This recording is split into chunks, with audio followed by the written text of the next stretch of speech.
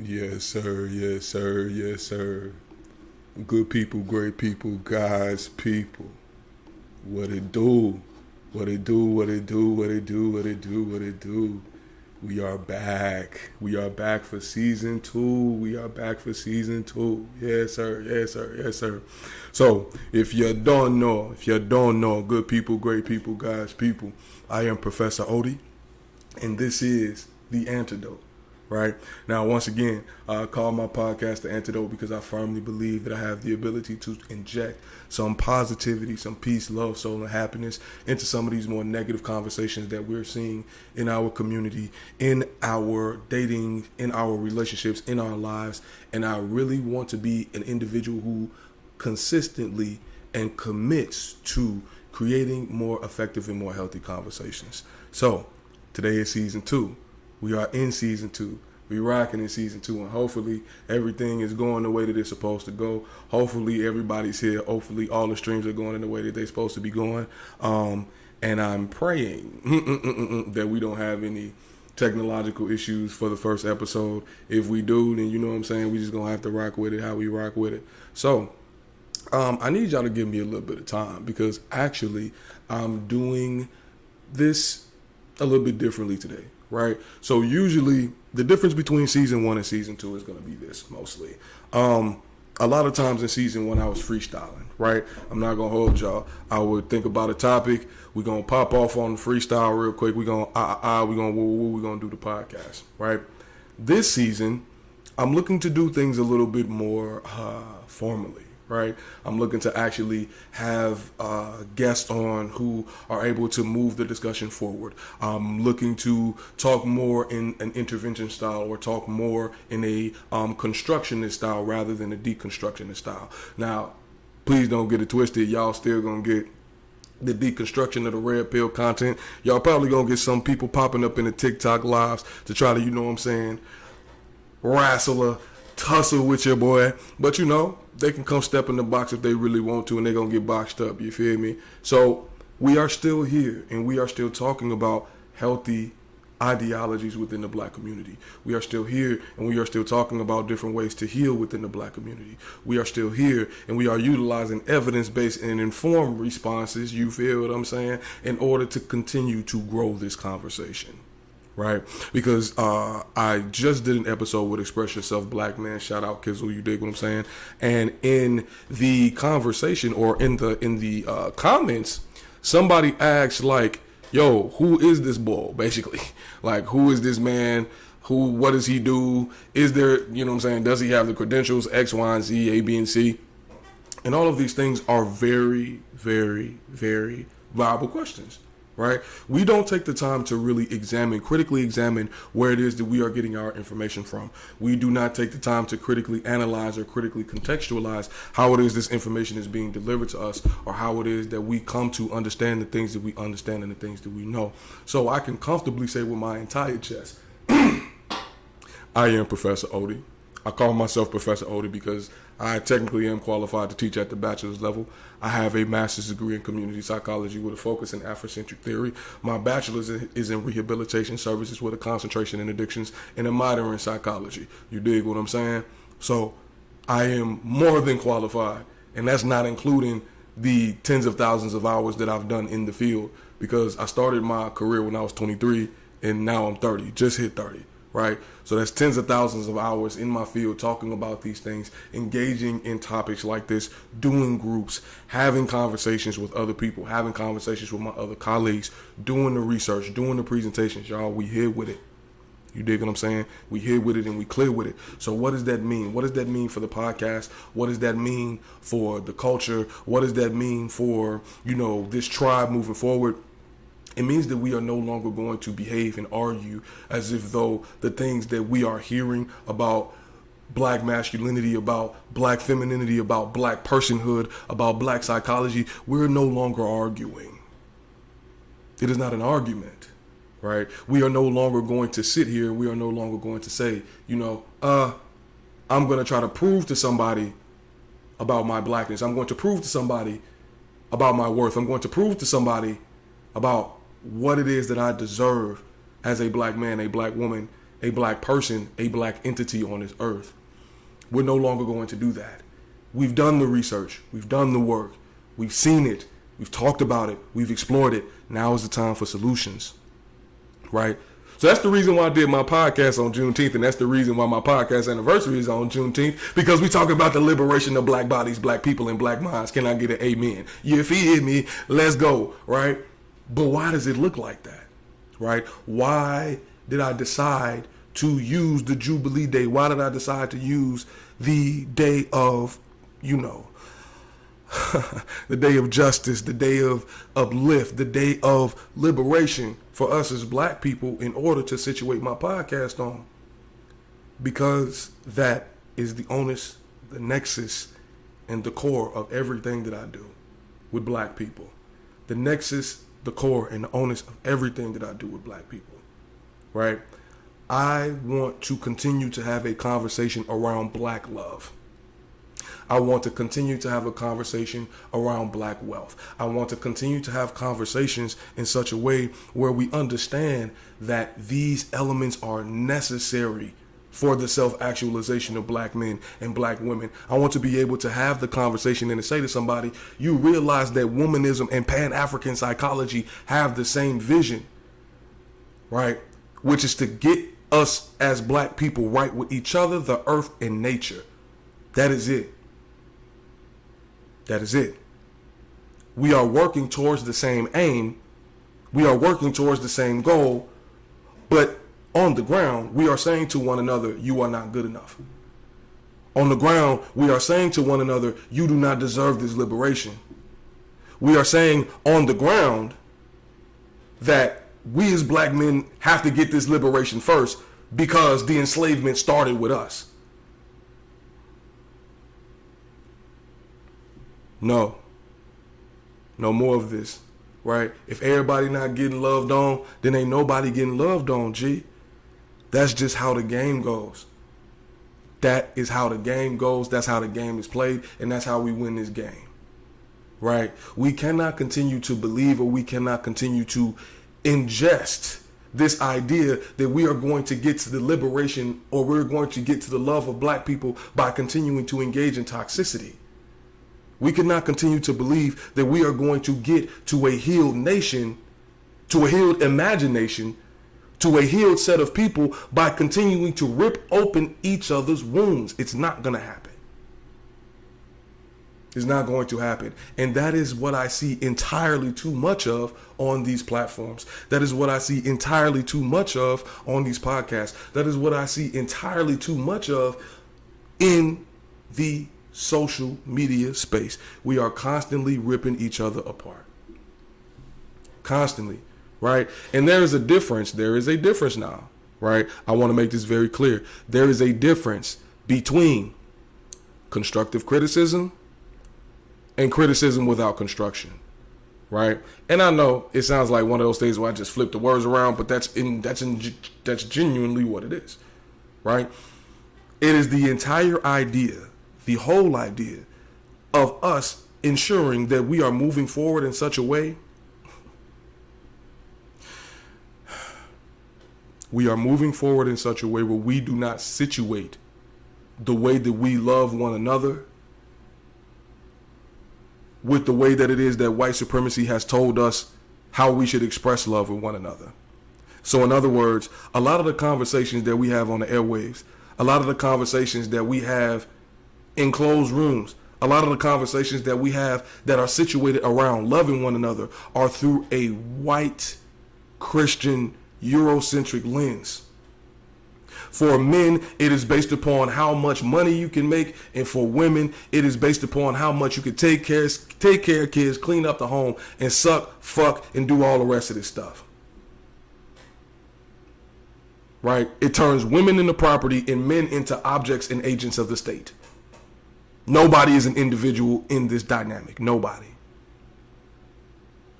So we first have to liberate ourselves from this idea that the way that it is that we express love has to be based in transaction, or has to be based in meeting a need, a survival need that, quite frankly, if we know how to navigate our own environments, we can meet those needs ourselves. Self-determination, right? How are you determining your own outcomes as an individual? How are you being accountable to yourself first? Are you being honest with yourself and how it is that you are creating not only construction but damage? Because, God damn it, everybody got baggage. Everybody got trauma. That means that everybody has trauma responses, which means that somewhere along the line, you done did some dirt. Somewhere along the line, you have done some dirt, which means that if somebody comes and puts a broom in your hand or puts a shovel in your hand, just that means you paying it forward. It means you are paying it forward, right? So this is the reason why today's topic is the emotionally intelligent masculine, right? Today's topic is the emotionally intelligent masculine. And y'all gotta excuse me, I gotta get myself situated. The reason why I want to have this conversation about the emotionally intelligent masculine is because I was watching something, and this clip bothered me so bad, G. I was watching a clip from the Daily Wrap-Up Crew podcast, and they were on there with Dr. Umar, right? Now, before y'all get to jumping in my grit, I'm kind of on Dr. Umar. Like, his nation building ideologies are amazing. His progressive black male stipulations around mental health, around how it is that they are weaponizing particular structures against the development of black men is fantastic. Once my man started getting into that misogyny and homophobia, I'm like, can't rock with you, my boy. Can't do it. Once people start asking me about what he did with that school, right? But once again, what are we doing, or where are we as it relates to us as black men solving problems in the black community, right? Because in my mind, I'm looking and I'm watching them do this podcast, and Umar is basically saying, yo, we have to remove ourselves from this individualistic conceptualization, and these brothers just could not get it. They were so focused on, oh, well, these women don't do for me, and these women don't, and these women don't, and these women don't. You know what? I'm going to be very honest. A number of men in the black community are not giving back to the black community because they feel like the black community, in terms of men or women, but mostly it seems to be women, is not giving back to them. Right? Now, I'm not saying that that's wrong. I'm not saying that that's wrong at all, because we do a lot of invalidating of the trauma of black men. Because once again, once black boys reach the ages about like 8 to 12, we like to erase the structural trauma that little black boys experience as they become black men. Right? We like to forget that the patriarchy is still weaponized against black boys as much as it's weaponized against white boys. Right? We like to forget that the white patriarchy does not exist to support black masculinity. It exists to exterminate it. But for us as black men, the only way that we see that happening is turning to the LGBTQI community. What if I told you that the masculinity that you were chasing is the masculinity that they use in order to put you in jail? Right? What if I told you that the masculinity that you're chasing as it relates to just getting to the money, just grinding, just getting to the bag, is the same type of masculinity that they use on poor white men in order to enslave them to capitalism? Right? What if I told you that the masculinity that you're chasing, as in, oh, I gotta be on go all the time, is the type of masculinity that they serve to poor white men and poor black men in order to send them to war? You act out in class, so instead of you going to jail, hey, I'm gonna send you to this army recruiter. So now you can go fuck up somebody else's country and not fuck up ours, based upon dysregulation of emotion. But he ain't smart enough, so we can't teach him how to do it.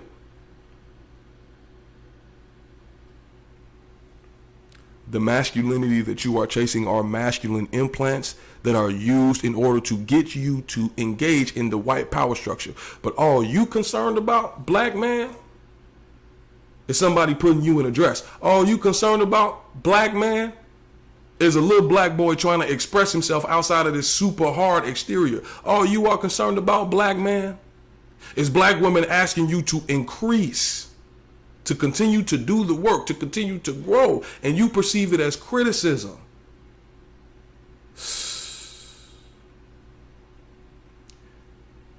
The emotionally intelligent masculine recognizes that a number of these functions are to the detriment of black men based upon, once again, a number of these masculine ideologies being attached to the white power structure and thus white supremacy. And this is the reason why when Umar was talking about communal aspects of masculinity, them young brothers couldn't get it because they are lost in the sauce of white individualism.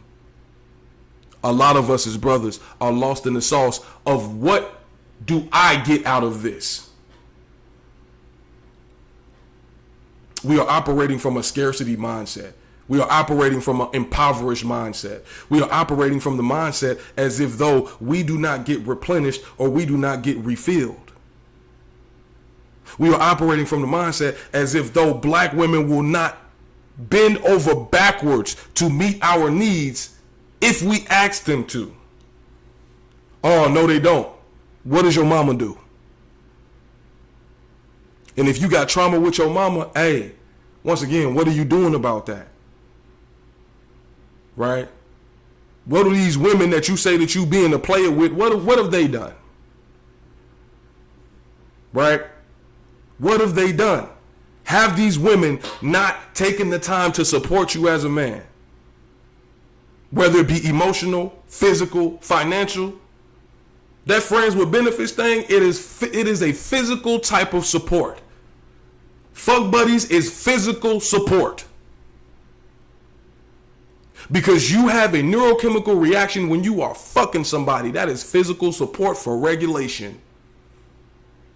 So when I ask the question, what have you done? I'm not asking it in such a way to say that you have not done anything. I'm saying, are you reciprocating the energy that you are asking for? Have you done the work to increase your emotional intelligence quotient and your emotional intelligence capacity to match the woman that you are with? Or do you just identify that as one of those other things that femininity or feminism says that men must do? Do you identify that as effeminizing men? No, that's not what that is. That's not what that is. It's not. It is the collaboration of emotional and cognitive intelligence to get you to divine intelligence. Divine femininity can be identified as emotional intelligence. Divine masculinity can be identified as cognitive intelligence. You put those two together and you get divine intelligence. You get discernment. You get holy discernment. This is the reason why we as men continue to end up in relationships with these women who dehumanize us because they got good pussy. We don't got the discernment. We don't. We don't have the language. We don't. We don't have the tools. We don't. Why? Because we believe that if we pick up these tools, we gonna catch the gay. Let's really get into it. We believe that if we become emotionally intelligent, we are going to get overrun in a war with white men. Let's get into it. Or a war with other nations. Let's really get into it. Who is going to come and annihilate us other than who it is that we perceive to be our enemies, our largest threats to our destabilization, which are white men? Okay, if that is the case, why does everybody have to have the same strategy of dismantling white supremacy? That's asinine. That's like asking every single fighter to fight the same way. That's like asking every single martial artist to study the same craft. It is codependency. That's what that is. You don't want to feel like you're doing it alone. You do not want to feel as if though you are doing it alone. You are looking for companionship. You are looking for unity. You are looking for a community. You are looking for family. You are looking for love. That is the real reason why a number of black men say we got to get all on the same accord, because they want that community. But all of us being on the same accord does not mean that we are all playing the same note. All of us being on the same accord does not mean that all of us are playing the same note.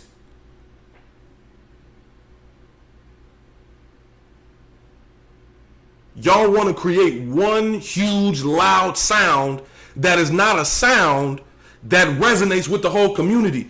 You have to create an orchestra, and most black men just want to blow a horn. No.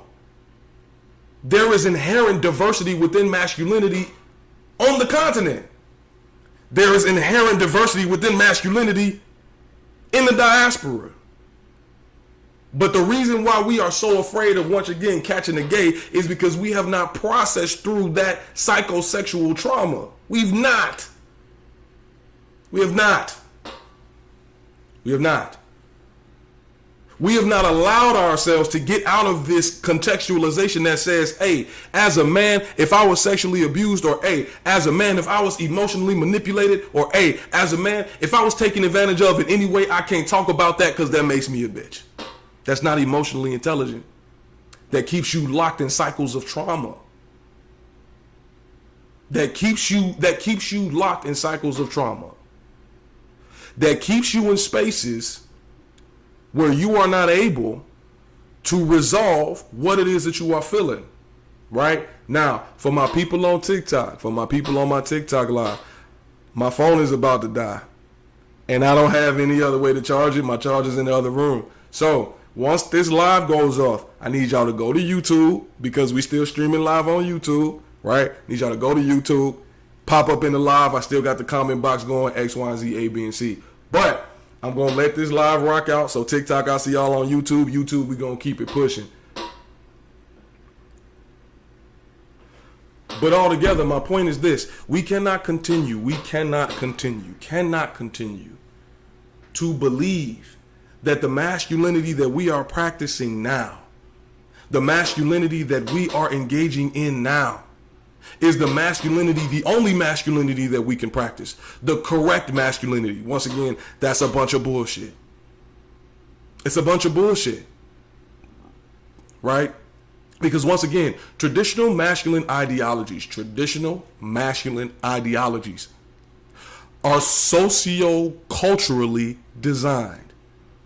And most black men, what most black men do not want to admit is two things. One, as black men, our masculinity, our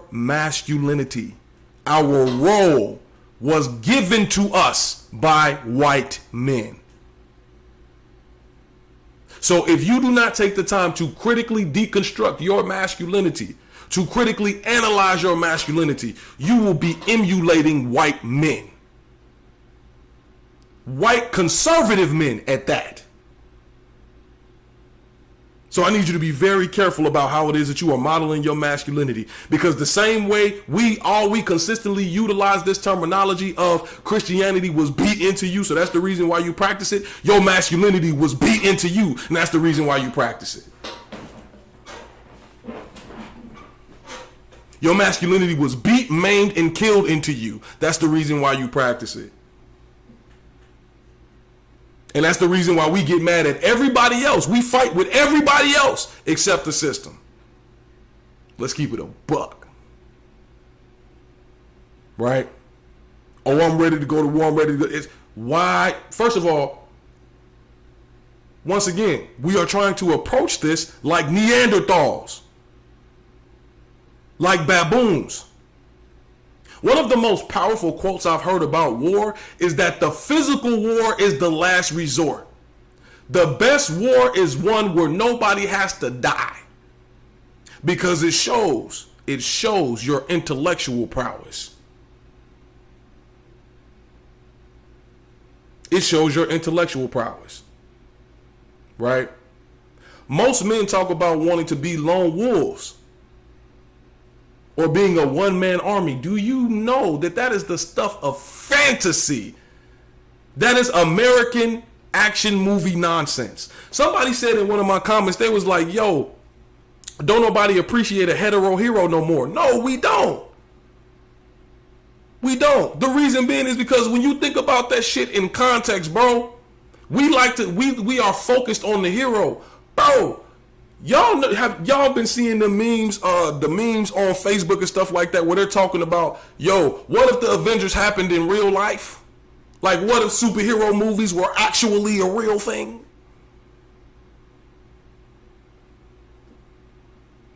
You saved one person, a group of people.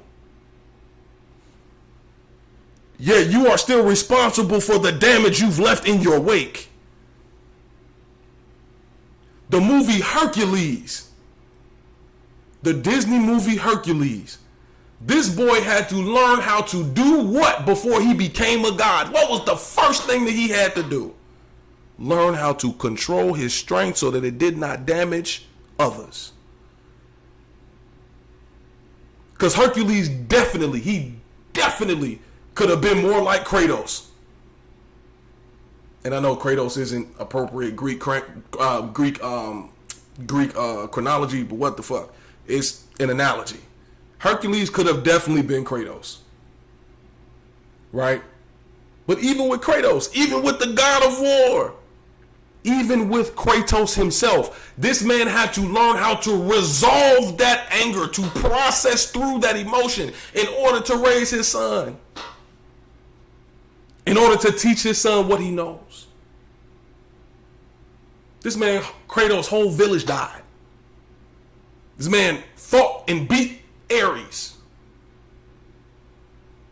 Based upon, once again, that strength, that emotion. Yes, all of these things are valid. But what happens, once again, and I asked this question on a podcast, how is your masculinity when a building is not on fire, when there is no chaos? How do you behave in places of peace? Better question. How do you contribute all of that strength, all of that muscle, all of that ideology into building peaceful places without requiring somebody to exchange their humanity in order to be in your village? The emotionally intelligent masculine does not require a sacrifice of humanity in order to gain benevolence. So in other words, there are too many men. When I say you are not a leader because nobody is following you, they'll say, well, yeah, you got to have somebody to follow you in order to be a leader. You missed my point. You are not a leader because nobody's following you. People do not follow you because they do not trust you. People do not trust you because they have observed what you have done in the community and you have come up short. And that is something that Africans to this day, because to this day, you cannot come and this place and say you have done something and nobody can say that you've done it. Wahala day. You can't do that. You can't just call yourself a chief. You can't just call yourself a Mazi. You can't just call yourself Eze. You can't just call yourself Igwe or God. You can't just call. Those titles are given to you by the community based upon your works. Based upon your wisdom. Based upon your navigation. So once again, the emotionally intelligent masculine, the thorough masculine, the divine masculine begins with self-evaluation. It begins with self-compassion. It begins with self-analysis. And then you implement structure. Then you implement follow-through. Then you implement that leadership within yourself first. Within yourself first. A number of us as men are very disingenuous when it comes to this whole idea of engaging with women. And I'm not saying that women are not disingenuous as well, but I'm speaking about the emotionally intelligent masculine right now. I am speaking to the brothers right now. I'm speaking to the alternatives of masculinity that we have to construct right now.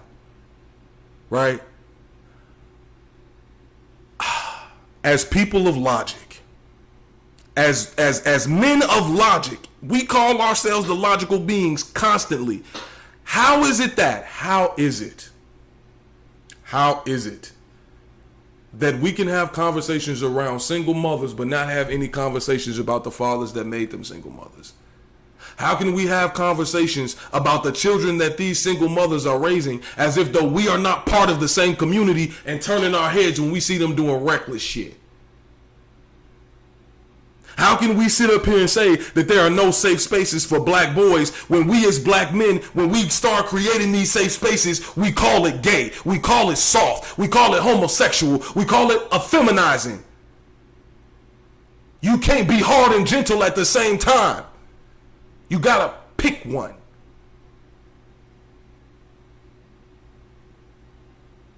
In the book, The Will to Change, Bell Hooks said, she quoted another author who went to the Maasai tribe, one of the most renowned warrior tribes in Africa. And they asked them about masculinity. How can you tell a good warrior? And the Maasai tribesman, he responded, he said, I can't tell you what makes a good warrior, but I can tell you what makes a great warrior. What makes a great warrior is a warrior who understands the difference between senseless violence and intentional rest, right?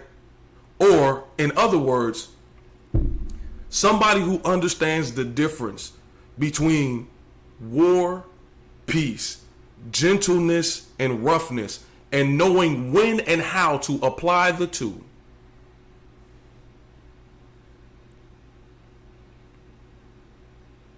A number of us as black men are situating our masculinity based upon fathers, uncles, and grandfathers who had post-traumatic stress disorder, who were hyper-vigilant, who had been through either a war across the seas or a war at home.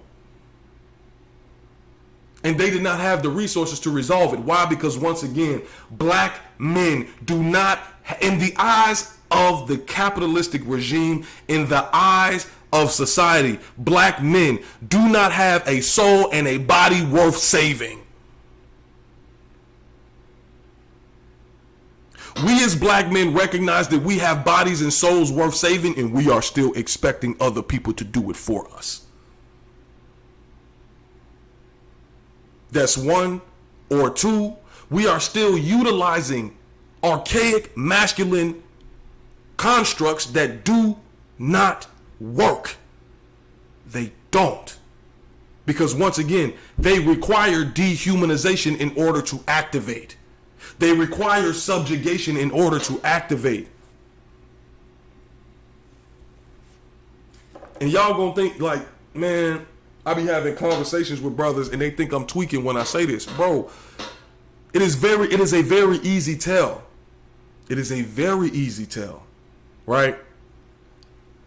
Once again, brothers, when we have this conversation about us needing to pick up our part in the community, about us needing to contribute to the rebuilding of the community, of us having to kick in and pitch in to get the type of community that we are looking for, why is it always going back to, well, is we gonna get pussy for this?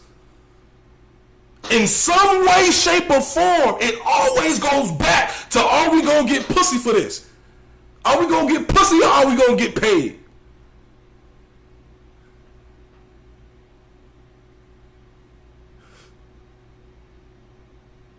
Are we gonna get pussy or are we gonna get paid? You know what? I'm gonna keep it a bean with y'all. I'm gonna keep it a lean bean with y'all. And I promise I'm not saying this to be braggadocious, but I'm saying this to inspire the young men who are listening to this, who actually want to pick up the alternative masculinities, who want to pick up the emotionally intelligent masculinities, and they are not picking them up because these dickhead ass motherfuckers are telling you it's effeminate, and they're telling you that women will not be attracted to you. Go through my comments.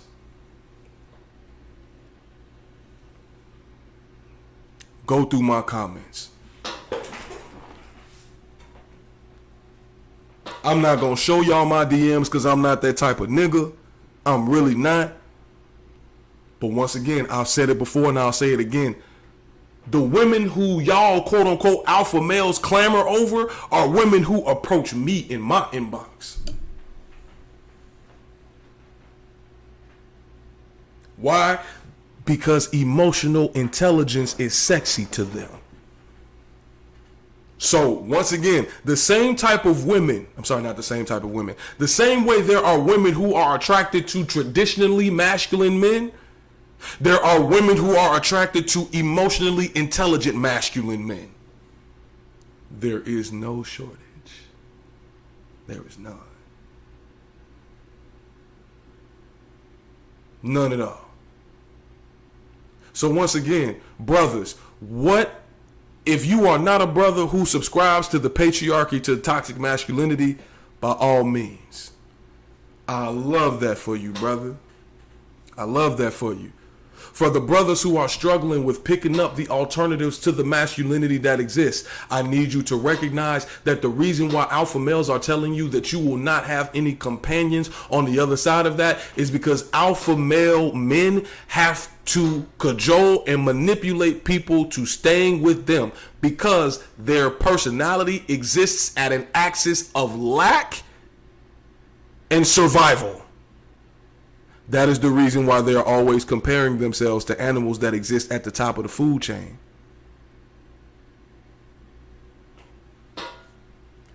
Those animals, their reflexologies, their brains, their bodies are built to activate when there is lack of food or when it is time to mate. Outside of that, there's very little activity. So when men begin comparing themselves to lions, it irritates me. Because what they are saying is that I only eat the food that the lionesses bring to me. Your analogy is not as sound as you believe it to be. The lion is the king of the jungle. Depends on who you're talking to. Because me, I believe that elephants are the kings of the jungle. Why? To the rest of the animals, they look like God. It is the largest land mammal, right? It is also the land mammal that communicates in the most quote unquote gracious ways. Bull elephants, when they get into heat, yeah, move the fuck out the way, right? When they start having the musk that comes down from their ears, yeah, nah, we ain't trying to be around that, right? But once again, that's based upon an emotional that's based upon a re-regulation of that neural system in order for them to mate. But once again, the reason why animals tend to become more aggressive when they're mating or when they are protecting children is because they are procreating. You niggas is out here aggressive because you believe that makes you look more masculine.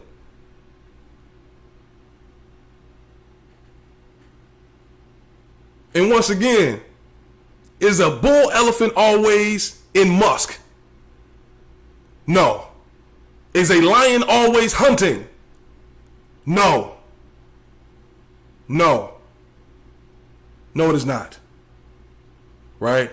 Is a wolf constantly in a state of hyperarousal? It is not. It's not. Why? Because what happens at that point is that animal literally burns unnecessary energy. And a lot of y'all are out here burning unnecessary energy because you believe that you have to behave at your most lowest vibrational levels, only instinctually. You are not using your neocortex. You are only using your limbic system. So you can continue to compare yourself to an animal if you so please. I, somebody who actually understands how neurobiology, neuropsychology, and neurotransmitters work, am telling you that analogy is not as cold as you think it is.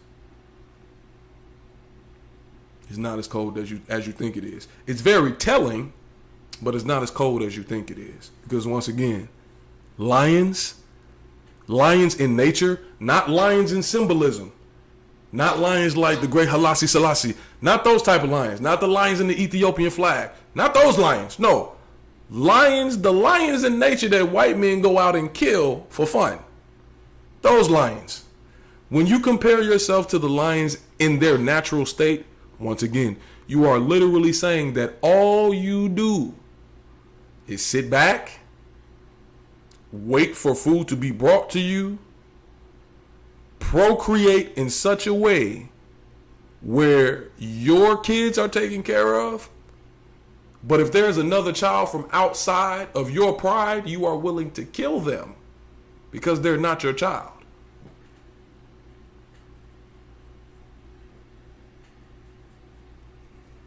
How exactly does that assist in the construction of the black family? Y'all are literally attempting to force an artificial Darwinism into a community that has already had artificial Darwinism placed on top of them. Black men have already been put in a survival of the fittest economy. Why? Nigga, because they were breeding us as slaves. What do you mean? What do you mean? And that is the reason why I said a lot of black men who put on that alpha male personality, you are literally trying to prove that I can make the most money and fuck the most women. On a plantation, you would be the buck. And that is why so many of y'all are afraid of buck breaking. Because you see yourself as a buck. And you are only concerned about making more what? Bucks. Whether they be men who behave like you or money. But do you know what they did to bucks that bucked back? They shot them. And that's the reason why you scared. They hung them. And that's the reason why you scared. They burned down communities. And that's the reason why you scared. That's the reason why we don't be making noise in these communities for real. That's the reason why that's the reason why there was not a black January 6th. Because we are afraid and we know and we've seen what happens if a black January 6th were to pop off. So that means we gonna stop?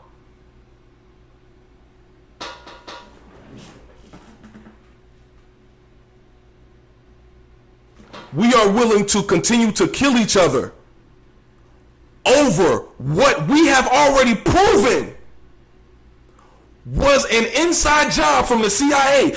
Literally, the reason why we as black gang leaders fight now is because of white men.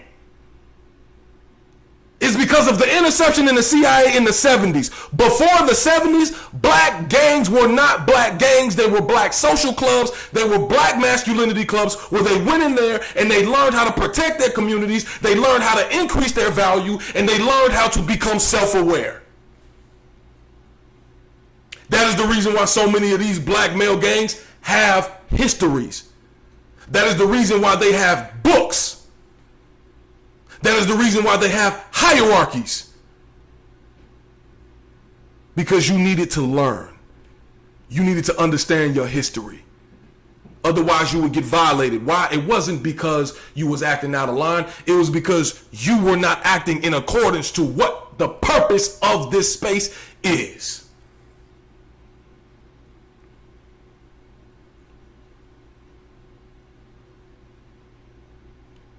Because people want to get out, and that's the other thing that I really don't enjoy about these conversations around black masculinity.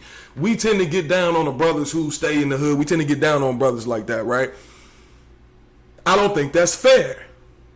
I really don't think that's fair. Because once again, they are the original protectors of the community. They were the front line, right? They provided to the community. So once again, how soon we forget how it is that we as black men went through a war on our masculinity that left us with the remnants of the masculinity of our oppressors, mixed with the parts of the masculinity that they wanted us to keep in order to continue to justify killing us and putting us in jail. So how the fuck, explain to me how we as black men sold all the drugs, had a lot of the guns, yet all we get left with is unregistered weapons, felonies, and seized property.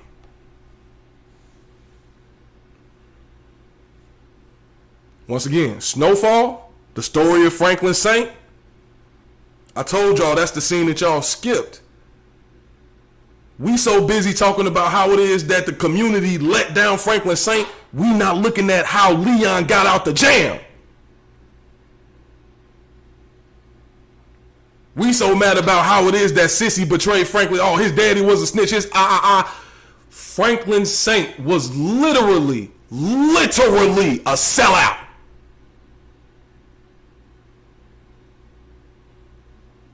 Franklin Saint was a sellout. Why was he a sellout? Because he started selling the shit to his community and allowing the power trip to run over his own family. That is a sellout. That's a sellout. Because once again, the song The Other Side of the Game by Erykah Badu, when Andre 3000 was in that video, she was talking about this man selling drugs. She was talking about this man doing illegal shit in order to keep them together. So stop playing as if though we as black people don't. Bro, we all got family members on both sides of this fence.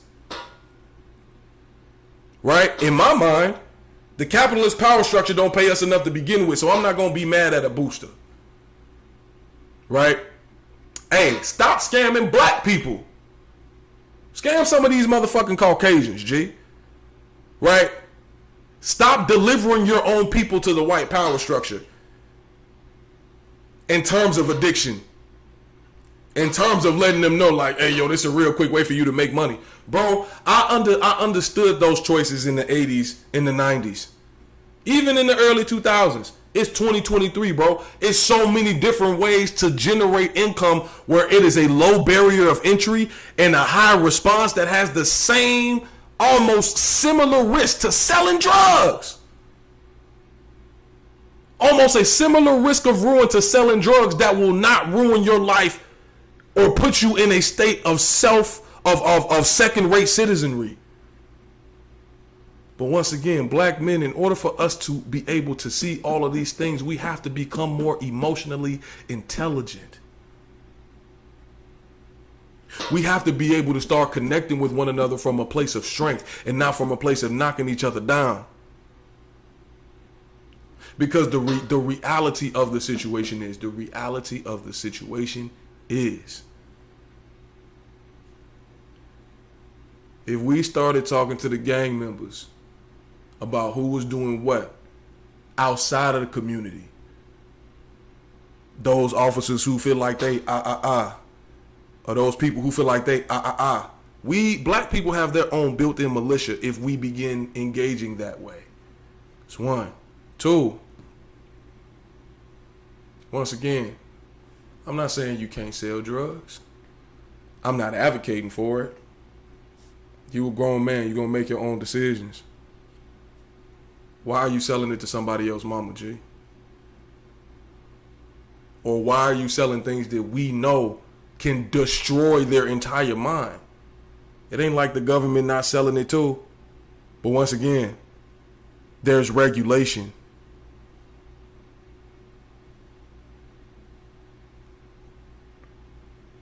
How are we not creating a parallel economy in other countries that are begging for black people to come there?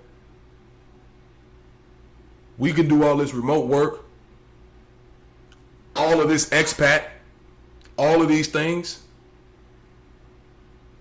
Black men, when we become more emotionally intelligent, we self-actualize. When we become more emotionally intelligent, we become the men that we think we are now. When we become more emotionally intelligent, we accelerate the growth of our generation by millennia, not years, millennia. I keep trying to tell y'all, Dubai was a city that was built in 20 years. 20. The China, the economic superpower that we know as China right now did not exist 60 years ago. It did not. It didn't. Africa is a country with a shit ton of natural resources. A shit ton. A bunch. Whole lot of them. Right? But once again, there is corruption. There is this. There is that. Okay. There's corruption here. There's theft here. There's murder here.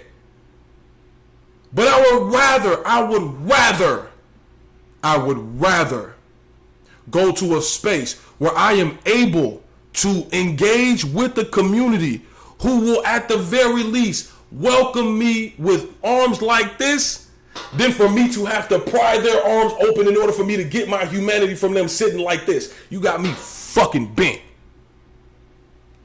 And for me, that's real masculinity. Are you willing to build the community that you want with your own motherfucking hands? Are you willing to become the man that you want to become through blood, sweat, and tears without running yourself into the ground? Are you willing to take a step back and see how it is that racism is impacting the economics of black men, but it's also impacting the emotional economics of black women? Y'all talk about black women being masculine all the time. It is because, once again, they are in spaces where they are afraid to let black men in. That is why black women are there. That is one, but also two, black women are still in this space of a hyper-aggressive and a hyper-competitive nature. It is still a white male-dominated space. So once again, they come home and they got to deal with another man who is supposed to be their confidant doing the same shit that this white man doing, and you're not even paying her to do it?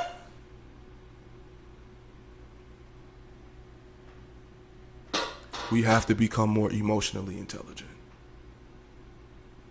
We cannot continue to sit and place our masculinity on how much money we make or how many women we fuck. Because once again, that means that you are racing to be the biggest, blackest buck motherfucker on a plantation. And that's still for master's best wishes. That's still for master's best wishes. Because once again, you don't need to critically think in order to make money and fuck. You just need to have a working lower brain.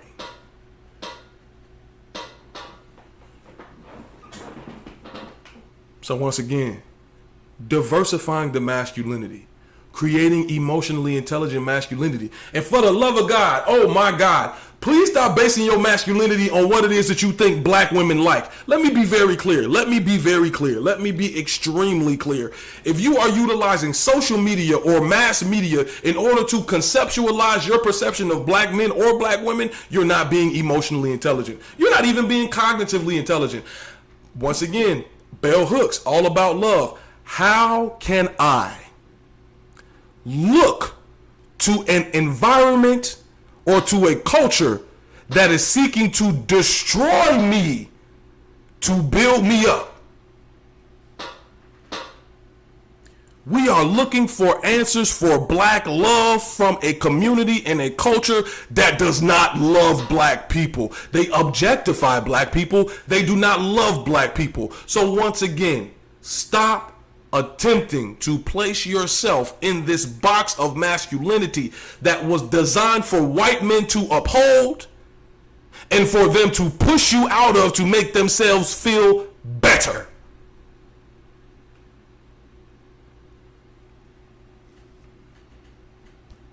Because the cherry on top of this entire cake, if you want me to be very honest, the secret that they don't tell you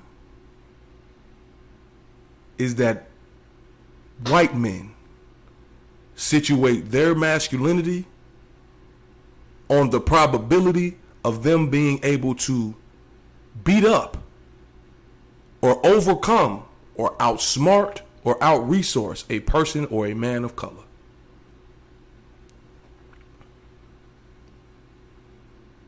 Y'all don't believe me? Watch a boxing match between a black man and a white man.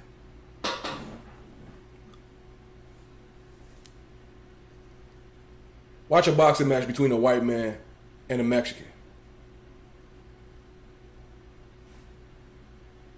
Those are unspoken race wars. Those are unspoken warrior wars. Right? We going in there to see who's the best man. Sincerely. And I don't believe that there's anything wrong with that. I don't. My thing is, with us as black men, I firmly believe, firmly, that there is more work for us to do in the space of emotional regulation and intelligence. Because we continue to allow this idea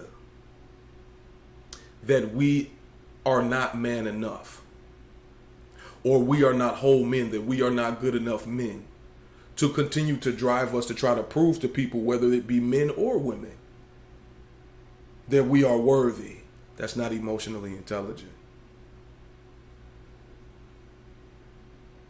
A number of black men out here are espousing how it is and what it is that happened with them and in a relationship with another black woman. Once again, you are still situating your masculinity on how it is that somebody else attempted to diminish you. You got to heal that, brother. You got to heal that. Right?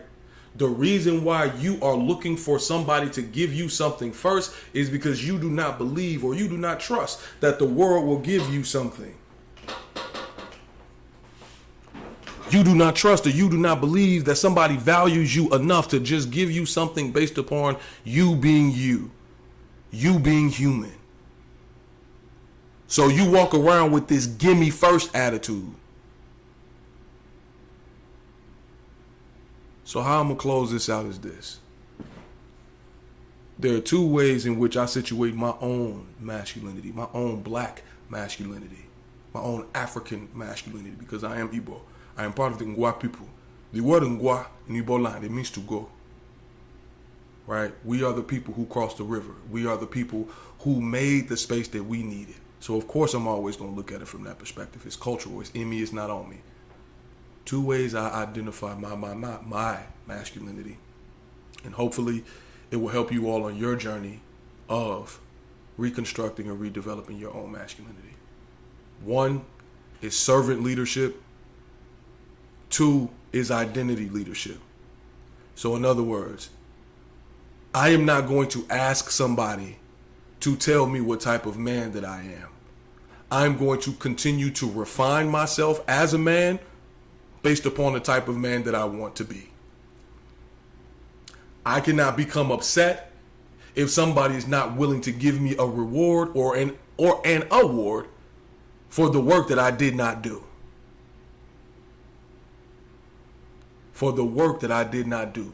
So, if I want to be identified as a king or a god, I must behave as a king or as a god.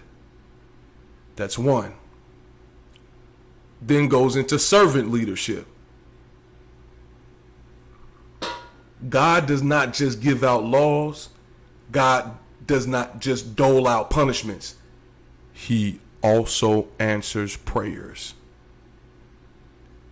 He also gives direction. He also engages in grace. A number of you all as men want to be a malevolent white supremacist king or a malevolent white supremacist god.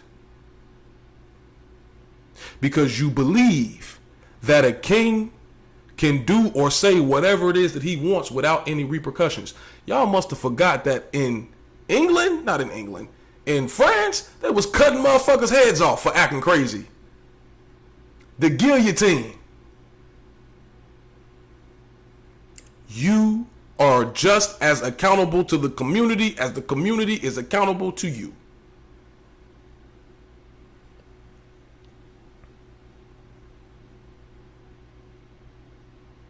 You are just as accountable to the community as the community is accountable to you. So once again, if you are not accountable to the community, nobody's going to want to follow you, because what the fuck have you led? Have you led yourself into the man that you want to be? Have you resolved your own discrepancies? Right? Or if you haven't, are you doing the actual work? Are you doing the actual work? Or are you just talking the talk? Because if it's one thing I know and two things for certain, one thing for sure and two things for certain, a black woman not going to follow you too far if she can recognize that you ain't walking the way that you're supposed to be walking. Some of these other women might, but black women, nah. That's one. But also two, I've had entirely too many black women be submissive to me, call me a king, call me a god, things of this nature, for me to internalize this idea that black women do not want to be submissive, or black women are always in their masculine. No. That is incorrect. We as black men at times do not approach them gently enough for them to not respond in a traumatic way. If you are leading with trauma, if you are leading with subservience, if you are leading with money, if you are leading with your dick, or if you are leading with your ideologies and believing that they are absolute,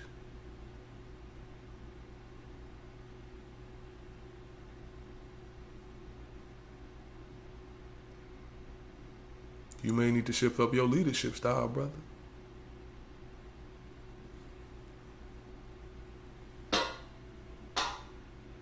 Because if you call yourself a leader and ain't nobody following you, hey, have you thought about looking at your leadership style?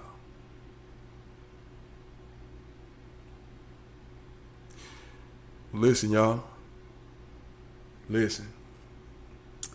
We've gotten to the end of the episode, so before we close out, I'm going to talk to y'all about a couple things. Number one, I've completed my emotional intelligence university. Yes. So, as a clinician, as a therapist, as a coach, my one-on-one slots fill up very quickly, right? And my client retention rate, as y'all can probably imagine, is hella fucking high. It takes me about anywhere from 6 months to a year to get enough spots open so that I, once again, begin advertising it to the public. So what it is that I've done is that I've created an emotional intelligence university that has multiple courses that are put together in a lecture series format. Now, you all can buy the courses individually. I have different bundles based upon how it is that you want to continue your emotional intelligence and your emotional awareness growth. My bad, y'all. That was my alarm. Your emotional intelligence and emotional awareness growth. And I have it situated in such a way where you can come into a community and you will meet with me weekly and we can discuss the modules, going through them, what it is that they mean, how it is that you can apply them to your day-to-day lives in a group coaching format. So just like how it is that we are here right now having this conversation, I see you all live in the chat box. Imagine that same exact thing, but I'm teaching you how to be more emotionally intelligent. I'm teaching you about emotional regulation skills and how they apply to personal development. I'm teaching you about black psychology and how it relates specifically to self-actualization for black people. I'm teaching you about emotional intelligence and how it relates to dating. I have another course in my emotional intelligence university that's coming out fall of 2023. That's emotional intelligence, sex, and sensuality. That's basically teaching you the relationship between emotional intelligence and having better sex. I have created a space, a community for you to come in and improve your emotional intelligence at a coaching intervention level that is clinically informed, right? So if you are interested in learning more about my Emotional Intelligence University, you can find the link both on my TikTok and on my Instagram. Is going to be the first link that you see in my bio. That's one. But also two, my bad, y'all, I got another pop-up coming up. That's one, but also two, once again, you have 3 different options to engage in this group coaching offering. The first option is the Love Virtual Classroom, and the Love Virtual Classroom is its own bundle, and that own bundle includes self-actualization in Black psychology, and it also includes a copy of my book, The Manifestation Manual. It is an emotional intelligence manual that is designed specifically for Black people, and it is designed to be similar to a 4-week intervention that is done with me as it relates to the first couple of sessions within your coaching sessions. So it is literally a walkthrough manual of how it is that we begin breaking down some of these blind spots so that you can continue to increase your emotional intelligence. So that is the Love Virtual Classroom. The Love Virtual Classroom is different from the lecture series in the Emotional Intelligence University, because the lecture series in the Emotional Intelligence University is you literally coming to class with me and learning how to do this intervention with yourself. So I'm literally walking you through this intervention. In the Love Classroom, I'm not walking you through the intervention. It's self-paced. You come to me with what it is that you found in the course or in the booklet, and then we review it within that group. In the lecture series, I teach it to you. We walk down every week. We go through the module. We go over the homeworks. We engage in deep didactic conversation so that when you leave the space, you have actionable steps that you can use in order to continue to grow your emotional intelligence and go within your spiritual journeys and your self-development journey. So once again, it is called the Emotional Intelligence University. You can find it both on my TikTok and on my Instagram. It's going to be the first link in my bio. Also, if you go to my Instagram and you DM me the word love, LUV, my AI bot will get right with you, and it'll tell you everything that you need to know about the Emotional Intelligence University and the Love Classroom. So once again, if you would like a review of everything that I just said as it relates to my Love Virtual Classroom, as it relates to my Emotional Intelligence University, as it relates to my lecture series, and how all of these things can potentially help you in finding the solutions to your emotional intelligence and awareness blockages, hit me up on Instagram, DM me the letters LUV, and we're going to get y'all busy. We're going to get y'all situated. I hope to see y'all in my community. I appreciate y'all for, once again, popping up for the first episode of season 2 of The Antidote. So once again, good people, great people, God's people. It's Professor Odie.